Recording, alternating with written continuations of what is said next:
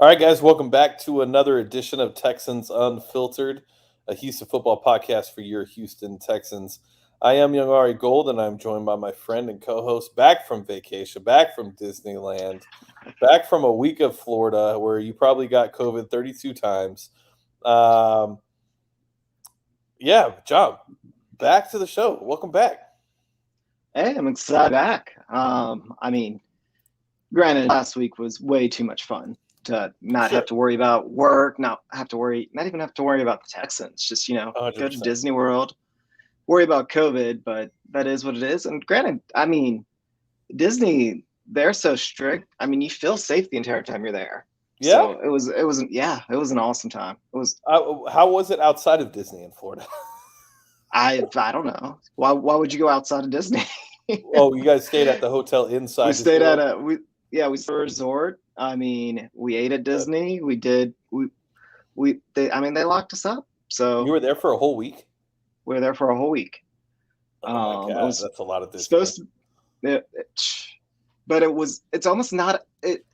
So they've got it figured out. So we had five park or 5 days, the 5 day park pass. Yep. Each park, when I was a little kid, I remember you could do the entire park in a day.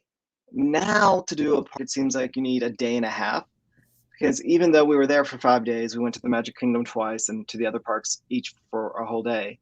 It still feels like we missed quite a bit. Like I cannot wait to go back. And Jack just had so much fun. Like he's just at that age where he thinks all of it's real. So he was just like slack jawed, like waving at everybody, clapping, yelling at them to say hi. Like it was the coolest thing. And then that little Star Wars area, like Yeah, it's the Galaxy Edge, like dude, that place is just insane. I don't even so know how else to put it. That's just insane. I've never been to Florida. Um, I'm just not a Florida guy. I'm also biased for anything California, so I'm going to just always say that no matter what it is, if we have it, if somebody else has it, it's going to be better in California. So I'm a hardcore Disneyland guy. Um, I and I mean, I don't think Disneyland's better than Disney World. yeah. Yeah, between like the Animal Kingdom and Epcot, and then like my understanding is Disneyland is the Magic Kingdom at Disney World. Like there's just so much more. I could be wrong. I could be wrong, but that's just my understanding because I've never been to Disneyland. Yeah, I mean, I hear Disney World is massive compared to Disneyland.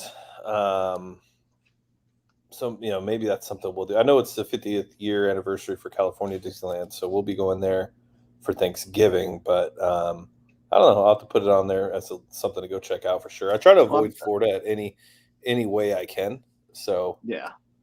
Well, what I'm going to start saving for now is that they have that inclusive Star Wars hotel thing. I've got to find the link for it, but they essentially said you're like staying on like a Star Cruiser or something. Like you, like it's fully immersive. in Like you walk Florida, in and you interact. Yeah, in Florida. Like hmm, they're either opening it soon or they just opened it, and it looks absolutely amazing. However, the kid has 7 years old to do it, so saving up 2 years, I'd like to do that with him because he's also old enough to get a lightsaber at that point. So yeah, that's kind of my goal because that just that looks absolutely badass. I don't know if they're doing that in California or not. That's my new goal. I can tell you that the building of a lightsaber is worth every single penny, and the experience that they give those kids is probably something that no kid will ever forget. It'll be something they talk to their kids about. It's just an incredible experience. It's Yeah, expensive, but it's well worth it. that's how building the little droid was, and then Yeah, you take that droid around and it interacts while you're at the with the park. other It ones. beeps and it will just like randomly like it beeps and it'll like start motioning in directions to go towards the other attractions. And then if somebody else has one, they talk to each other, and then you can take them on the rides. So I mean, yeah, like if the droid is that good, I can just only imagine what the lightsaber is like because that's twice as much to do. Yeah. And honestly, if my little boy was old enough to do the lightsaber, we would have done the lightsaber. But he was only old enough to do the droid. It's crazy because we went the week that Star Wars Land opened in California, and I didn't know you had to make a reservation to do the lightsaber. So I just went expecting like, all right, pop in. Like I didn't expect it to be what it was. Luckily, we got the last reservation of the night at 12 o'clock. We got there at like 8 a.m. And so my little Parker, little 7-year-old at the time, just powered through, made it all the way to 12 to be able to do the lightsaber. But it That's was awesome. amazing. It was amazing. Well, good. I'm glad you're back. We have Texans football this week against the Buffalo Bills, and there seems to be some things going on with the Texans that I think, and I might be overstating it. I think Texans fans might have some potential hope and a glimpse into the future of Houston Texans football. Now, why are you going to say something like that? Based off of what I saw, I don't think there's a reason to think that Davis Mills is not going to get better. Here's the thing. Davis Mills, he is creating the biggest divide I've seen on Twitter. Either you're all in that he's going to be something, or you're all in that he's not going to be anything. And this isn't like people aren't even arguing about like his physical abilities or his traits or anything like that. It just whether or not he's the second coming of Tom Savage or the second coming of, I don't know, Kirk Cousins. Like no one's expecting him to be a superstar, but that seems to be the argument. Where is he going to be a quality NFL quarterback, or is he going to be not? And it's absolutely amazing how there's a divide. There's not very many people that are being very political about it. Even the people that are trying to be political about it, and when I say political, trying to hedge their bets, like I always do. But even the people that are doing it have kind of hedged themselves into one camp or the other. And it's just surprising to me because I think we've been so burned by all these other project quarterbacks. Pat Storm is just saying you got to argue about something. And I think that might be part of it. But I think the other part of it is just how often we've been burned by these guys that we're going to turn into quality starters. I mean, Mills, he's a better physically, like he has the physical tools than a lot of quarterbacks that are starting currently in the NFL. It's will it click between his ears? And the point that you've made is he has a season and a half of college football. He doesn't have a lot of games underneath his belt. He's been hurt, and then he could have stayed for another year. He left early. He needs to play.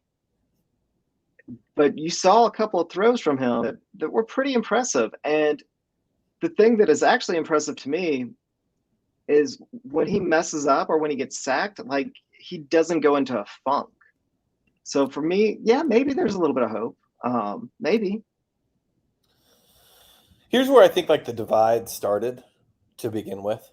And if you notice, it's all the same people, right? So draft night rolled around, third round comes up. Nick Caserio is about to make his first pick. And who does he pick? He picks quarterback Davis Mills out of Stanford. And everybody that hated that pick because they thought that there was another player that they could have grabbed at that part of the draft that to be an impact player wasn't taken. So therefore, that pick's already trashed to those guys. You're taking a developmental guy, 11 starts in college, hasn't shown enough to really be drafted right now. There was Kellen Mond and Kyle Trask, beforehand. The story was those are his guys, Nick's guys, blah, blah, blah. So if you look, the people who are somewhat more on the side of Mills isn't going to be anything, it's those same people that just can't believe that Nick took a quarterback. And those same people are also the same type of people that if Davis Mills ends up being good, they'll never say it. They're the guys that say he's trash. He shouldn't have been he should have been drafted. Not enough tape. There's no, we don't expect him to develop all those things. Now they also doubled down on the fact that he can't be a good quarterback, right? So those guys are standing on basically two ledges at the same time, and so they have to stick to it. They really have no choice. They have to stick to it. So they're going to continue down that path. Then you have the guys that like me. I'm trying to think of who else. Blake Marshall, who wrote a beautiful piece. I gave him the idea of the rebound guy. He took that article and ran on Toro Times. I just gave him the idea. He put it together, and he did an amazing job. It's a really good article. I think it's very hard for most of the fan base to accept Davis Mills because you're coming off of a top 5 quarterback, right? That's never going to play for you again. So therefore, he is the rebound guy. There's going to be some resentment in the sense that, he'll never be Deshaun Watson. He'll always live in Deshaun Watson's shadow.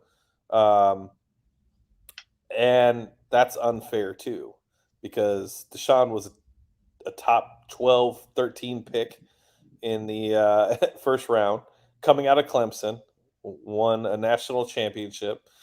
Davis Mills is 11 starts in the college and is definitely a project, right? And so I think a lot of the fan base is just wrestling with those facts as well. It's just they're having to compare to Deshaun, which is what we have to compare to. We waited so long to have the franchise quarterback, and then all the stories that have happened, and then the civil cases and everything else. And so now you add to the fact another quarterback has stepped in, and he's a guy we drafted, and against the number 1 defense in the league, he actually looked okay. Like the whole first half, I was just, why are we running so much? Why are we have nothing to lose by letting this guy rip it. There nothing. We literally lose nothing. We're not running against this team. The team hasn't given up over 50 yards rushing in 3 games. So why are we doing this? We basically were just, and David Culley said it best. They were protecting him. They didn't want to overload him. They wanted him to have a smoother first start and start to take the training wheels off as the weeks continue. But then he showed that he's able to handle more things than what people expected. And he had some really beautiful throws in that game. And Brandon Cooks is a baller, man. Like, Brandon Cooks is, first of all, I didn't know he was 26, which is just wild. Yeah. Extremely wild. He shouldn't be 26. It's almost like he is living dog years. Davis Mills against Carolina looked like a guy that you could potentially develop into what? I don't know. I don't know. I do see traits. I do see the one thing is that he does get better. Like that 2-minute drive was not something that you see a lot of rookie quarterbacks be able to handle at the end of a half. And honestly, I guarantee you, if you put that one drive, and compare it to every other rookie quarterback who has started this year and find their best drive, I guarantee you that Davis Mills drive is probably the best one out of all the rookies. He was extremely decisive. He was going through his progressions. He had a feel for the offense. Tim Kelly opened it up. I don't know what he is, but I think he's shown enough to where in that game that we could start to open it up a little bit more and see what else he can handle. He's got the arm strength. He has enough mobility. So I don't know. I'm more excited to see Davis Mills now than I was before the season started. No, definitely. I mean, people forget that he is sneaky athletic. Like, that's where the Tom Savage comparisons pull me. They don't work. It's like you're just throwing out the last mediocre quarterback that the Texans had, and Savage could throw the ball, but he was not athletic at all. Like, at his drop back, he literally would walk backwards. Like, Mills, I mean, it's hard to believe, but he had a faster 40 than Deshaun did. This isn't to say he's more athletic. It's just to say that he has some athleticism there. Like, he's not nearly as flexible. He's not like as elusive. He doesn't look like a basketball player like Deshaun did. But that's also not a fair comparison. Like, they're just different styles of quarterback. But to call Tom Savage and Davis Mills the same guy, that's completely not fair. Like, that's the worst comparison.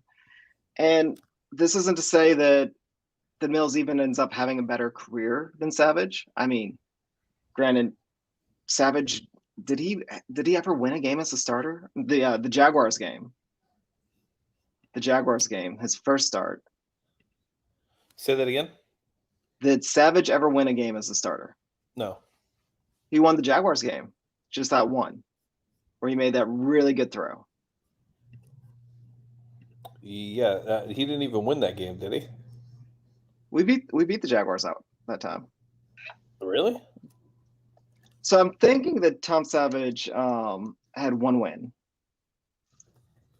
as a starter. Maybe. I don't remember. I try to block out the Tom Savage era. So I'm saying that, it's not that hard for Mills to overcome that, like win a game.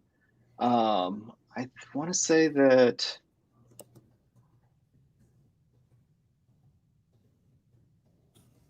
he started 9 games.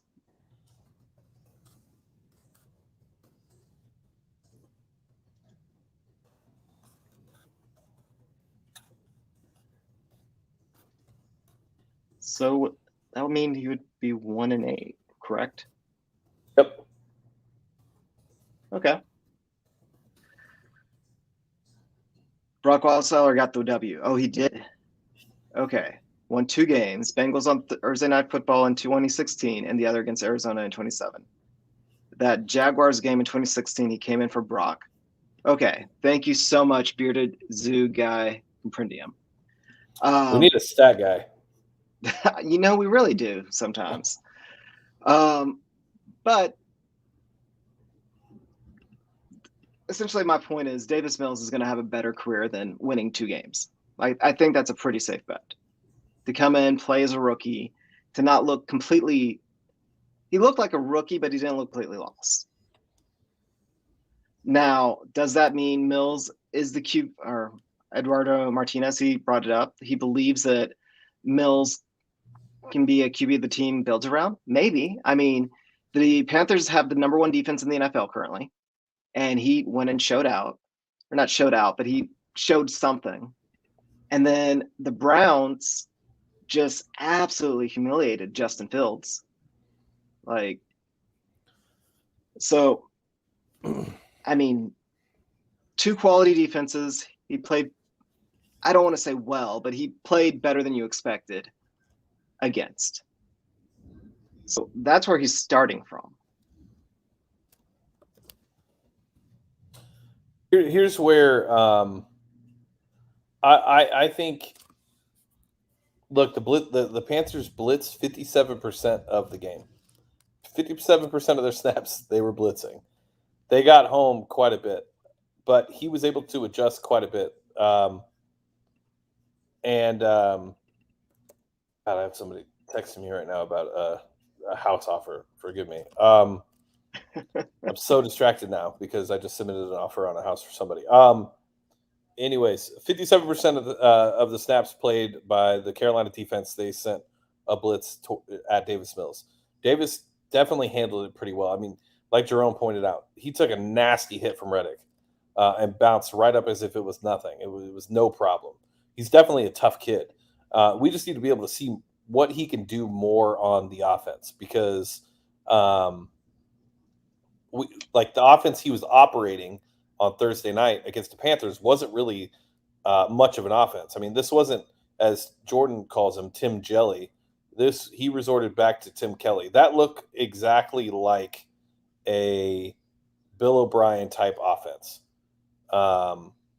And it looks like Tim Kelly put no thought whatsoever into the into the offensive scheme and the game plan. It looked like they were just going to they were going to establish the run, establish the run, establish the run, establish the run.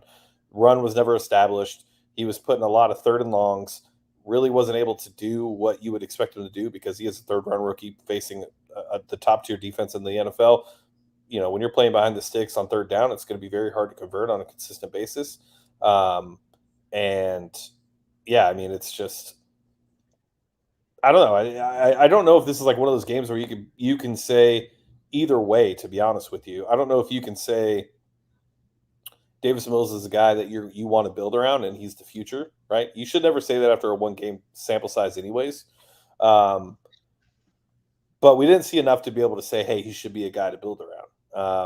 But we also didn't see enough bad stuff from Mills to say that this guy can't be a developmental guy and can't be any better.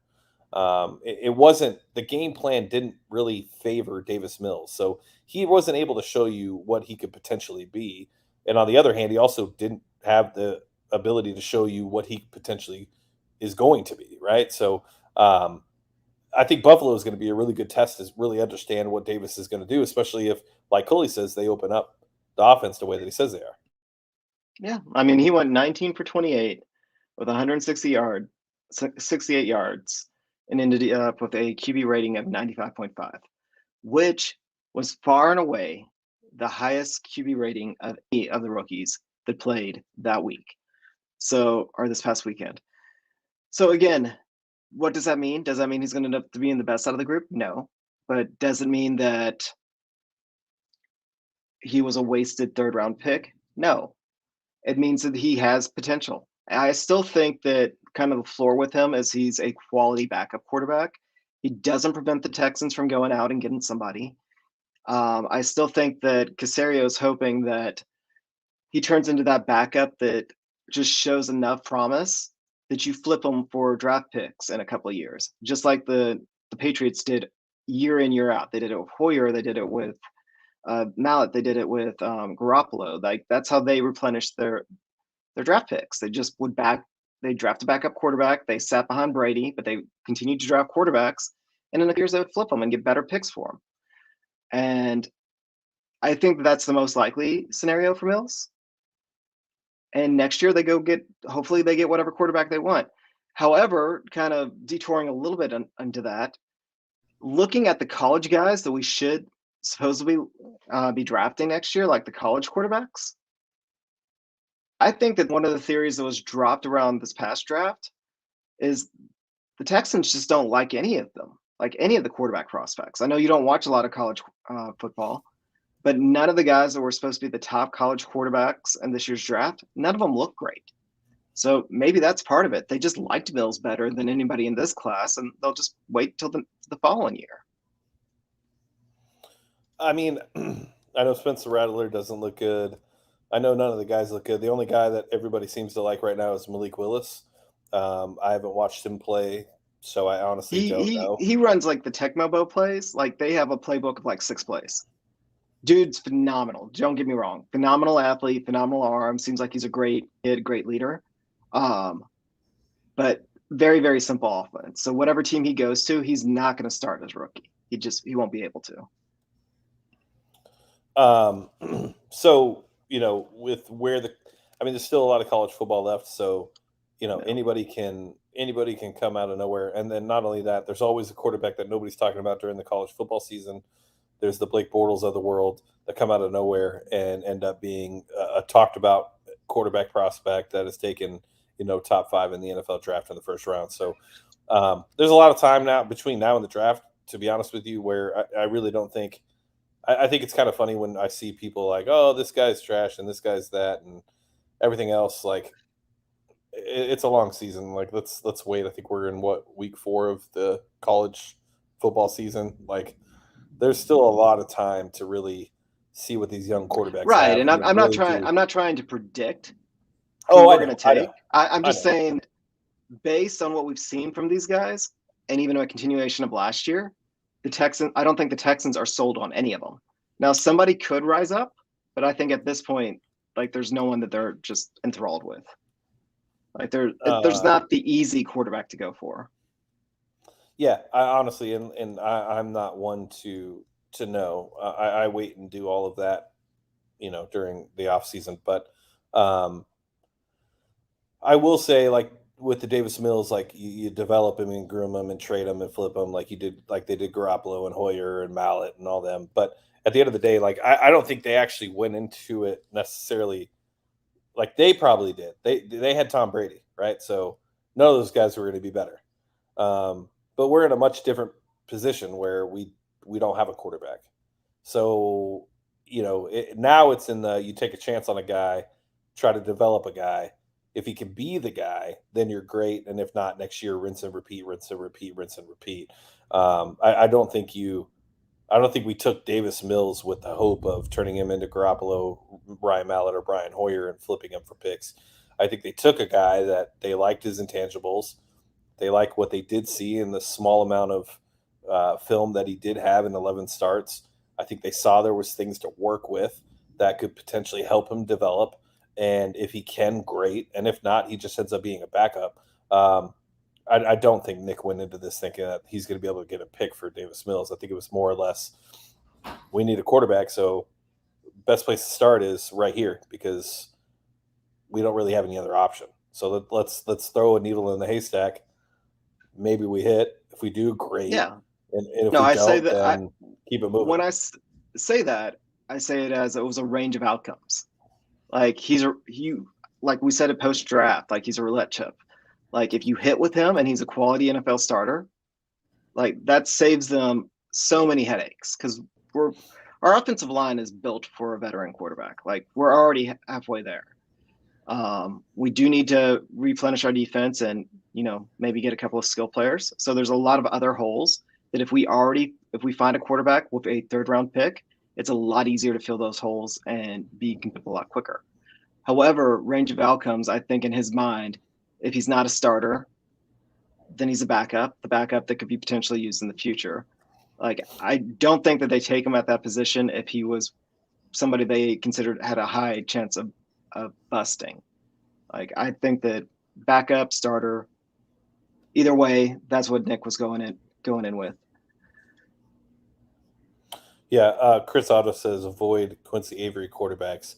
Tyrod Taylor is a Quincy Avery quarterback, by the way, and a pretty damn good one if he just knew how to stay healthy. So, yeah, and I mean, who's to what if Tyrod somehow comes back from this hamstring, continues to play at the level he was? What do you do then? you go year to year with Tyrod until you find the guy. You don't sign him to a long-term extension. I don't think there's one GM in the NFL that would sign Tyrod Taylor to a long-term extension. You just can't. The guy's never had a season. I'm not saying that you sign him at a long-term extension, but do you sign him to be your starter next year? I don't know. It all depends on what you see from Davis Mills between now and when Tyrod comes back. I mean, look, for all we know, I mean, here's the thing. The next two games for Davis are going to be interesting games. The Bills, I think, are 16.5-point favorites this week, have a great defense, and they turned the switch from week one to now, okay? They're back on track. They're the 2020 Buffalo Bills. Josh Allen's back. Defense is back. Like, everything about the Bills is back.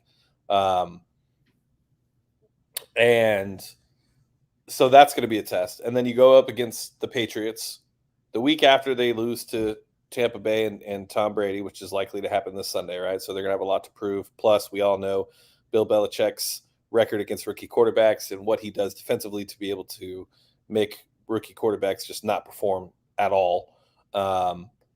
So these two games are going to show a lot. And then you play the Colts, who are just a fucking pure dumpster fire in every form or fashion.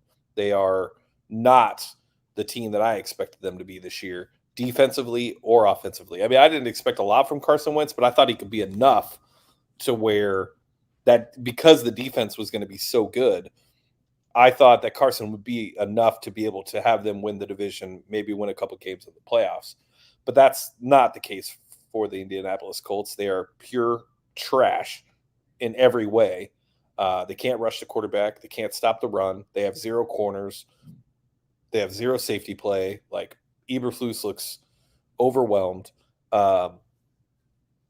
So then you go into the Colts game after the Bills and the Patriots, and you wonder, what all are you going to get from Davis Mills over these next 3 games? And I think that's like the cherry on top matchup, right?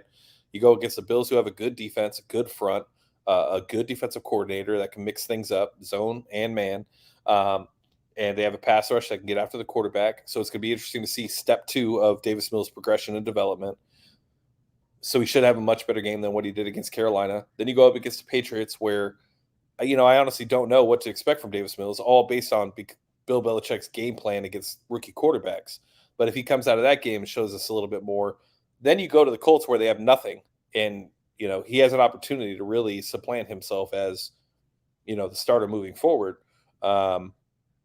This is really like one of those situations where, and I don't remember when I started talking about it, but I think it was the last time me and you were on, where it's kind of like these NFL storylines write themselves, right? No, it wasn't. It was with when I was on the Turn Up for What podcast.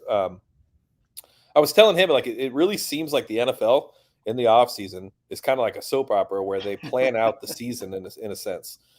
There's little seeds here and there where like the the storylines WWF are, yeah, basically, yeah, like the storylines are somewhat written out, and there's different paths that they can go on, but it's like the NFL wants us to have Davis Mills as our starting quarterback and wants him to develop and wants him to be, that guy moving forward, just because of the situation we're in. Like, what a story. Like, is there a better story in the NFL right now if Davis Mills turns into a top 10 quarterback?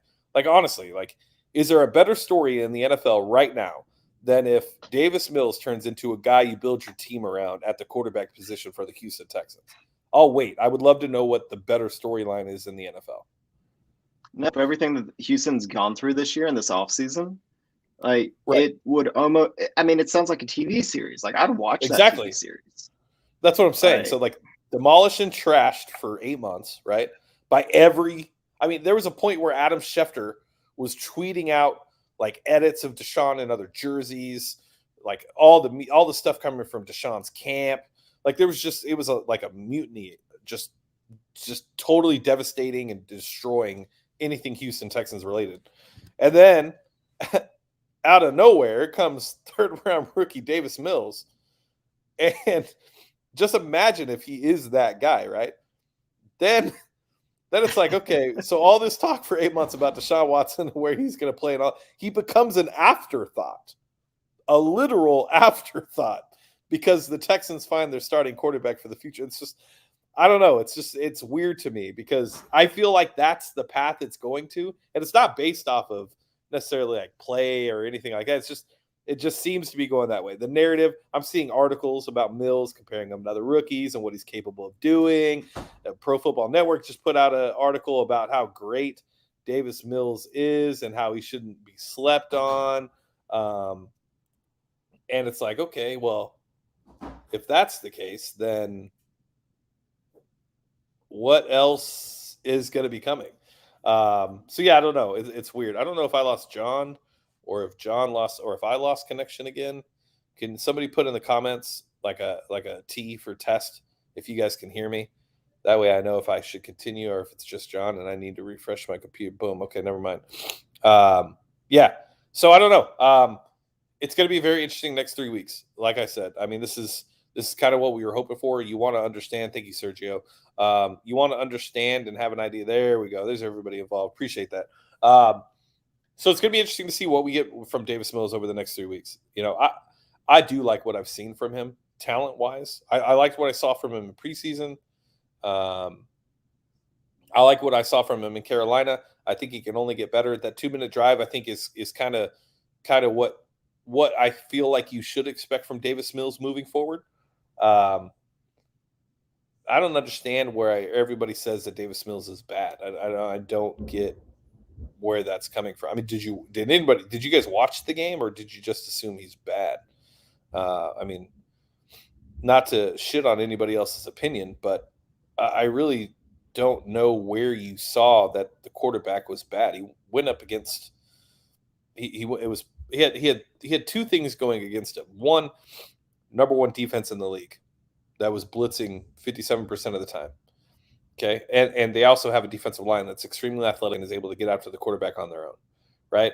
So let's add that. Then two, you had a offensive play caller in Tim Kelly and Pep Hamilton really not formulate a game plan around Davis Mills' strengths. Instead, they said that he would be, they would basically be um, reeling it in, right? So they were just trying to make it comfortable for Mills. So he had those two things against him, and I don't see where you can see that he is bad.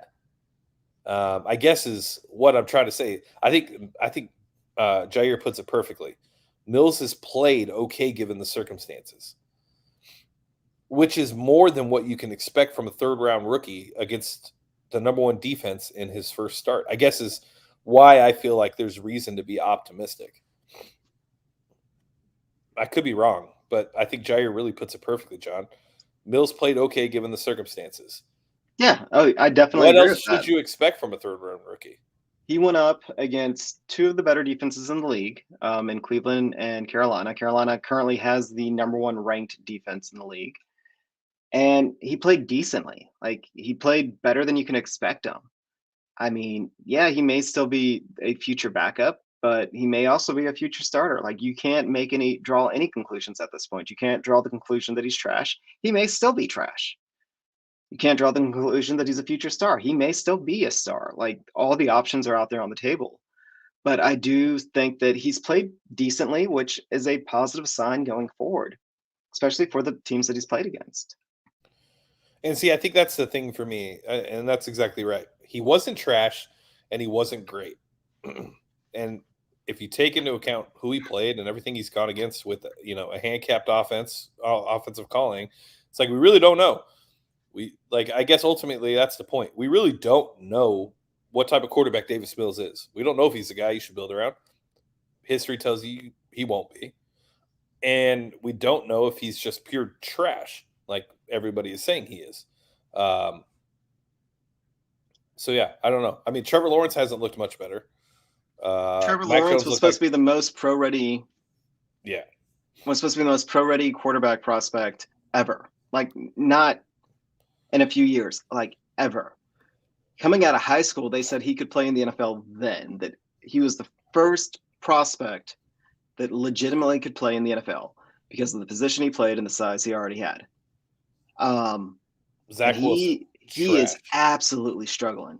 Yeah, Absolutely struggling. and I don't want to hear like the organization sucks. Yeah, we all knew that. We all knew that, Well, I right? was also told that the Texans organization sucked. Like, that's all I heard all offseason. But that's what I mean. Like even if the organization does suck and he doesn't have a ton of talent around him, that talent he has now is better than what he had at Clemson. And well, I don't know, wide receiver wise, probably not, but everything else, right? Justin Fields looks like absolute dog shit. Now, if you want to make an And excuse for anybody, I would Fields say it'd actually probably had a be great Justin Fields. Fields had a great preseason though. Like, Yep. here's the thing. Everybody was so high on Justin Fields that he should be starting because of how great his preseason was. So, is that more of a reflection of the Cleveland defense or Justin Fields? Right. Yeah. I mean, and not only that, like Zach Wilson looks like pure trash. Trey Lance isn't good enough to take Jimmy Garoppolo's spot. Mac Jones had an awful week this week. Jair says Mills has 2 TDs through 1.5 games. Only Trevor Lawrence has more TDs from a rookie quarterback. I mean, I guess that's why when people are saying he's awful, I don't know. I guess I'm comparing a third round rookie to the rest of the rookie class, and right now Davis Mills looks like the better quarterback out of everybody, including Trevor Lawrence, and that's just from what we've seen on the field. But all right, so Buffalo Bills this week, John. 16.5 point favorites are the Buffalo Bills. This will be the third time. Third time? Yeah. I've been This will telling be the third everybody time. that the Texans, for every game prior to this, bet on the Texans to cover. Not necessarily Yeah. to win, but to at least cover. 100%. This is the first time that I'd actually feel nervous about it. Once the Bills have kind of woken up and look like the Bills from last year, like, they might be the best team in the AFC. I think the only teams that are better than them are in the NFC. AFC is very weak this year. Well, I take that back. I actually think the AFC is pretty strong. It's just new teams that nobody considered to be competitors this year, right? Like the Steelers have fallen off a cliff. They're not the same. Big Ben doesn't look like any other quarterback. Like doesn't look like a good quarterback anymore. Looks like he's lost it. Baltimore's they squeaked, great win against the Chiefs. The Chiefs don't look like the normal Chiefs. Um, Los Angeles Chargers look like they could potentially be a team. The Raiders potentially look like they could be a team. I'm not buying into Teddy Bridgewater and the Denver Broncos. If you look at who they've played, they're going against. If you take all the wins and losses of the three opponents they've played, their opponents are 0-9. So they haven't really played anybody. This week you should have learned a little bit more about them. The Titans are the Titans. Like they don't look. They look beatable to me by this Texans team. With Tyrod at quarterback. The Colts are trash. So you got the Bills. I mean, it's pretty much what you got. Maybe the Browns. I'm still not buying the Browns. The three best teams in the AFC, in my opinion, right now are the Bills, the Browns, and the Chargers. Browns, Chargers. Yeah. The Browns and the Chargers. Unknowns. More unknowns. Like the Bills are legitimate. Like they're not going to fall off a cliff. They're going to be good all year. Now the Chiefs may wake up and go back to being the Chiefs, but they have more holes than they usually have. And I mean, other than that, like the Ravens just don't look right. I know that they squeaked by, but the Ravens are not the Ravens of years past. Dolphins the Patriots are The Raiders aren't good. Let's be honest. The Raiders are a mirage. They're going to fall off a cliff. Like maybe they should. They should, for sure, because it's a John Gruden head coach team, and it's Derek Carr at quarterback. So, I mean, there's no reason to think that the Raiders are actually going to be a team. But when you watch that offense play, you're like, huh, interesting. At least that's what I said when I watched them against the Dolphins. I was like, interesting. Well, they just throw it to the little receiver from Clemson every play. What's his name? Renfro, yeah, the guy that looks like he's 40. I mean, that is their offense right now. They throw it to him. The Alex Caruso of the NFL. Yeah. I mean, they just throw it to him every play, dink and dunk. I mean, let's be real. The Raiders, they're going to fall off a cliff. Maybe. I don't know. It's year 3 for Gruden, so maybe they get it right. No, year 3 or 4. I don't remember. He's still got like 6 or 7 years left, but and he has, and they've already moved on from all but like 1 or 2 of their first round picks since he's been there. Yeah. The Raiders are a mirage. This isn't gonna last. But I mean, with the Bills, I mean, a 16.5-point favorite. Carolina was a 10-point favorite. Cleveland was a 12.5-point favorite. So yeah, I mean these games. I mean the Bills are. I agree with you, John. I think they are the top tier, upper echelon of the AFC and the NFL. They have it at every position, both sides of the ball. Those seam routes to the tight end. I'm gonna go crazy because I feel like everybody's going to be open on Sunday against the Bills. I don't see Lovey making any adjustments to this defense to really impact this game in a way that you would need to. But I mean, we just don't have the athletes to actually run Lovie Smith's defense the way he wants it to be ran. Honestly, the defense looks more disciplined and they're playing faster than our past couple of defenses, but we don't have the linebacker to really make up some of those seams. When Justin Reed's out there, he's able to cover more ground, but Lonnie Johnson I don't know why he keeps going backwards. Like Lonnie's got to not go so deep back, which just make the holes in that zone seem even bigger. When you get better athletes in those types of positions, like the holes in the zone get smaller. Like that's just the nature of a zone defense. But for the talent that we have out there, especially at linebacker, like I think that Lonnie's done a good job, or Lovie Smith has done a good job. We don't have enough, and the Bills are just going to absolutely, like, I'm scared of this game. Like I'm not looking forward to it.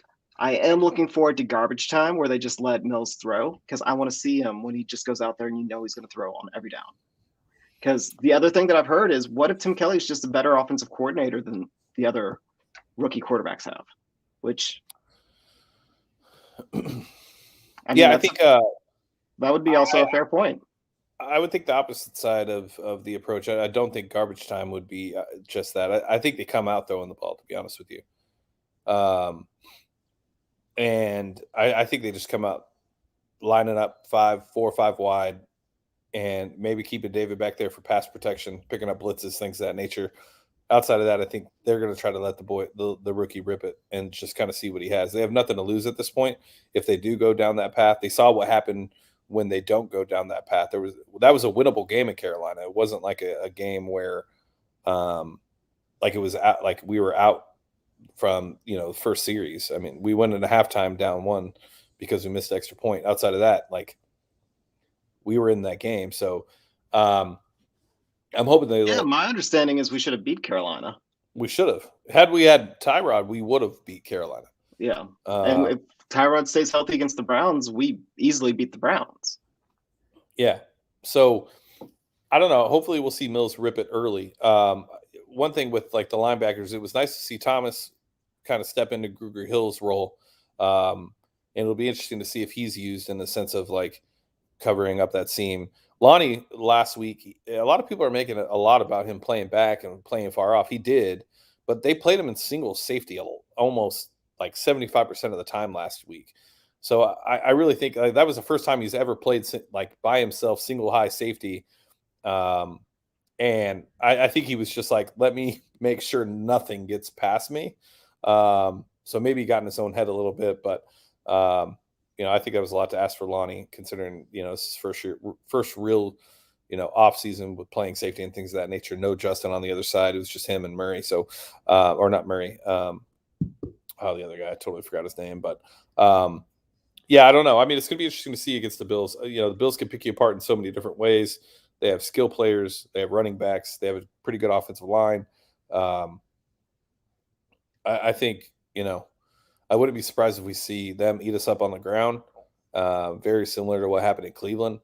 But, really for me, I'm more excited to see, like, what are we going to do with Davis? Are we going to let him play? Are we really going to let him rip it, and get him comfortable? Because when he was comfortable, he looked a lot better than when he was kind of, put in those situations where it was 3rd and long. I just don't know what you expected from him when you're putting your quarterback in that position. I mean, there was even a time where it was like 3rd and 16 and we ran a draw with David Johnson. So I mean, I don't know. I don't expect to win this game, but I can't expect to lose every game. And this would be a 4-game losing streak because I don't think we're beating the Pats. But then it softens up after that, and there's still it's still honestly a winnable division. You've only played 1 division game at that point. You're going to go against the Colts. You should be able to win that game. Tyrod could potentially be back. And then who knows? He's still got 2 games against the Titans, another game against the Jags, and another game against the Colts again. So, that right there is potentially 5 wins. Jags aren't beating you. So, I don't know. It's going to be interesting. Trade deadline is going to be approaching soon too. I mean, are we thinking that we thinking the boys going to be traded to Miami? I mean, apparently the rumor is the Texans have softened their stance, which to me makes little to no sense. But that's what the rumor is. Granted, I'd like to point out that what's his name? The guy that put it out there. With Fox, he was the one that Jay Glazer. Yeah, I mean, he was the one that he knew when Deshaun was in the bus with the busted ribs. Like, he broke that story. I've said it before when he's broke things. He obviously has somebody within Deshaun's camp that he's close with, or okay. So, in my mind, with them saying that the Texans have softened their stance on trade packages, I think that's actually Deshaun's camp trying to get things stirred up. I don't think that it doesn't make any sense in my mind if I'm Nick Caserio to have waited this long to ease up on what my asking price is. Yeah, I wonder if it potentially came from the Texans camp too, in the sense of like trying to get other bidders out there. Like we know Miami's competing for him, right? We know Miami wants him. It was very interesting today that I don't know if anybody saw this, kind of snuck under the radar. I didn't see it mentioned on the timeline, but Athletes First merged with another agency company. They basically took on 4 other agents, and it was a big deal. Tom Pellisario and Ian Rappaport retweeted it out, and one of the agents represents Brian Flores. So I thought that was a very interesting thing to me. I'm not going to put a lot of thought into it. I'm not going to put my conspiracy cap on and say that this is playing a part into what's happening. But I do wonder if Nick is the one that leaked that info just so that they can get other parties bidding on the services of Deshaun Watson, right? Because there's now 2 teams that have kind of entered the area of needing a franchise quarterback that weren't there in the offseason for sure, right? Atlanta is one. Matt Ryan's not getting any younger. And hometown for not necessarily hometown, but close enough for Deshaun. I mean, hometown technically where he was from, but not Clemson and stuff like that. But and then you got the Giants, who are going to have to give up on Daniel Jones at some point. And there's going to be more, right? Pittsburgh, they're seeing exactly what's going on with Ben. Philly saw exactly what they got in Jalen Hurts. So yeah, I don't know. It's going to be interesting. I didn't know that we play the Dolphins the week of the trade deadline. That's crazy. Of course. See what I'm saying? Do you see this? This goes back to the storylines. Do you see this? They're like written, dude. They are like produced in the offseason. The way it lines up is absolutely nuts. Davis Mills versus Deshaun Watson. Deshaun with 1 week to prep. Come on, dude. Could you write a better storyline going into whatever week that is, week 8? That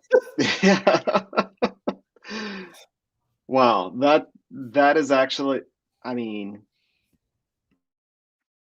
yeah, that would be absolutely something else. Yeah, I don't know. All right, we got 7 minutes, John. Predictions for the game. I don't need scores, but let's go win-loss. Let's talk about your keys to the game. Let's do this first. If the Texans were to beat the Bills, what would need to happen? The Bills get lost on the way to the stadium. Funny guy. You should be on 790. No, they're not beating the Bills this weekend. Okay, so it's a surefire. They can't beat them no matter what happens. We're gonna be 1-3. It's not. So there's no chance. Yeah, is what you're saying. This is the only game I felt like this. With the Browns, we should have won it. We really should be rolling in. We really should be rolling into this game at 3-0, and this would be our first loss. But football gods haven't smiled upon us in that manner. The Bills, they're just too good at this point. I cannot see a scenario where we beat the Bills this weekend. Maybe if it was a little bit deeper into the season and both teams were dealing with a little bit with more injuries, maybe if Tyrod was going and he was still playing on fire, maybe. But a rookie quarterback against that defense that's big and fast, there's a reason. And what that offense is capable of doing, I'm not confident at all. Okay, well, I'm here to give some optimistic approaches. I'm going to do what I can. So here's what if the Texans were to beat the Bills, here's how I think they would do it. Or if they are to do it, here's what I think they could do to do it. I think potentially get the run game going. It's been 2 weeks since we've really seen that week 1 run game. maybe get all three guys going. Maybe give Scotty Phillips a chance to run, even though David Culley said there was no chance that the rookie would, or that the undrafted guy would get a shot. He's just there for special teams. But get the ground game going. Get Mark Ingram going early and often. Let's get David and Philip Lindsay involved in the passing game. And then let's start to set up Davis on some successful plays, right? Let's put him in a position to succeed. Let's not have him lined up at 3rd and 18 and expect him to pull off Deshaun Watson type stuff. That's out the window. Those are gone. Let's put him in manageable situations and see what we can get out of him. Let's come out early with some play action stuff and see if we can maybe get him comfortable in the passing game early. He loves Brandon Cooks. Pharaoh Brown had a terrible game against Carolina, specifically on the first drive, and then he also had a couple drops. Let's see if we can get Pharaoh Brown back. And let's just I think that could be a way if we could shut down the run and force Josh Allen to have to throw the entire game. I do think that's another way to beat him is Josh Allen isn't a volume thrower. He does need the run to really set up everything else that he does. And yeah, I think that's how the Texans could potentially win is, they get outer body experience from Davis Mills. He's a guy that we didn't expect him to be. And the Texans beat the Bills. I mean, I would love for that to happen. Don't get me wrong. I'm not rooting for the Texans to lose. Are you sure about that? I'm sure about that. But I can't see it. But it is the NFL. Crazier things have happened. Crazier things have absolutely happened.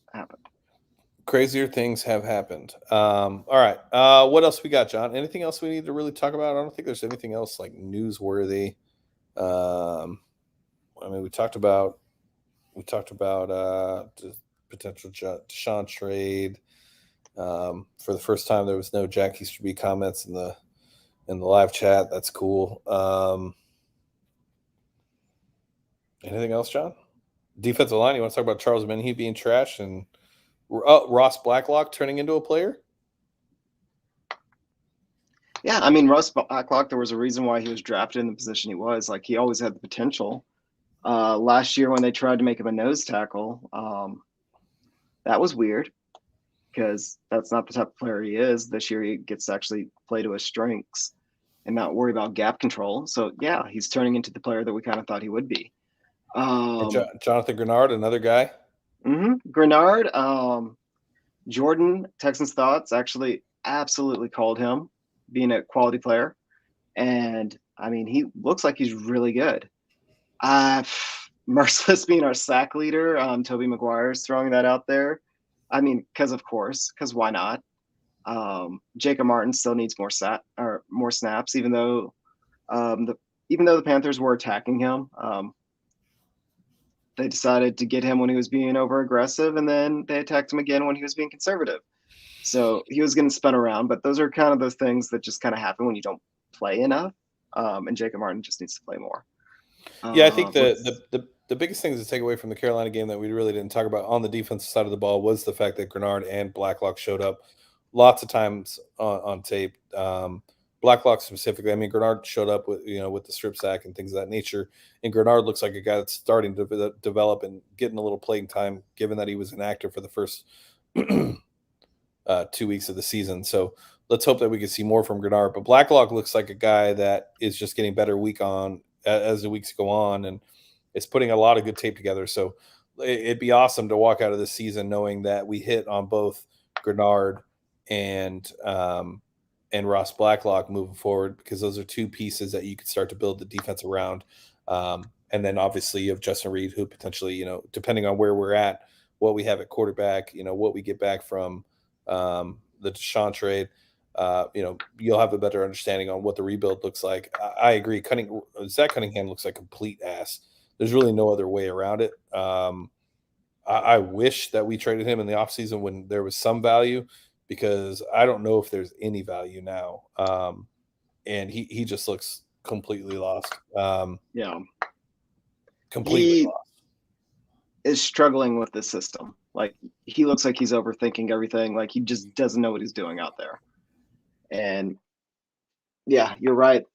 they knew he wasn't going to be a fit for this system, even though he was one of our better players. They should have moved on for him, but they didn't. We're stuck with him. And I know we said it a little bit earlier. Brandon Cooks, I mean, it seems like he's been around forever, but hopefully we keep him around for a little while because he's still young. Yeah. Like, he still is really young, and he is really good. Yeah, I was talking, I remember saying like everybody's kind of tradable. I don't know if Brandon Cooks is a tradable asset at this point. Whether it's Tyrod or Davis Mills, it really doesn't matter.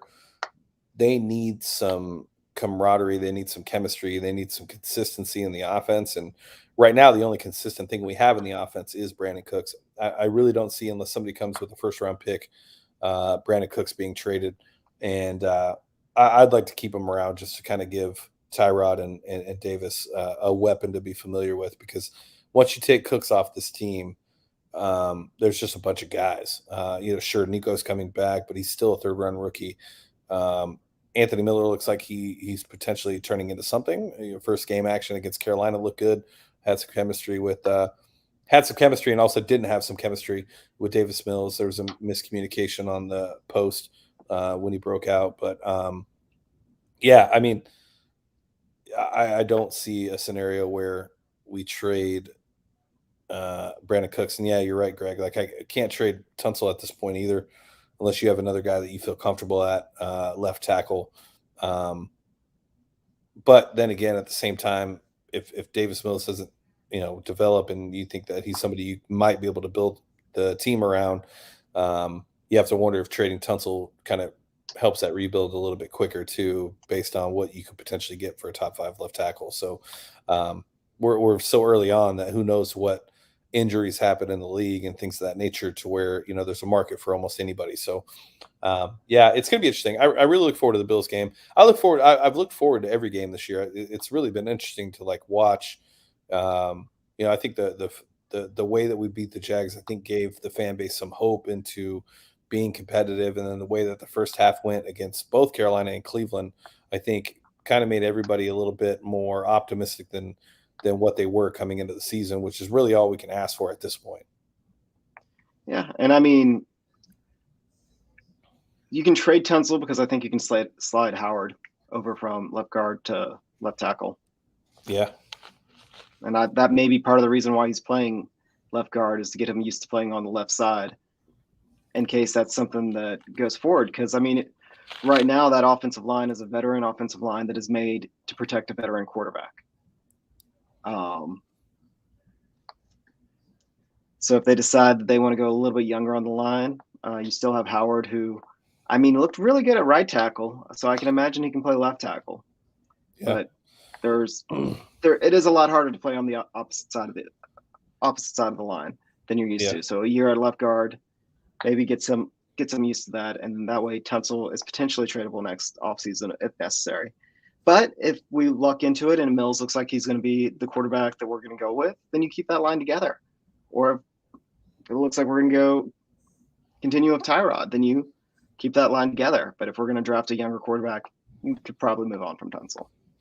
Toby McGuire asks, biggest surprise so far this season. I'll go first. I think the David Culley experiment so far, I think, is probably the biggest surprise for a lot of people. I don't think a lot of people expected Culley to come in here and kind of win over the locker room the way that he has.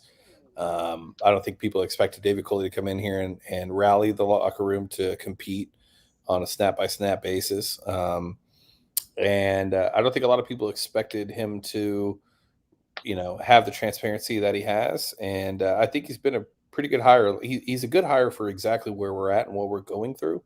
And I don't think anybody expected that to be the case. So I would say the biggest surprise for me would be so far this season is David Culley, the David Culley experience. John, what about you? What's the biggest surprise for you so far this season?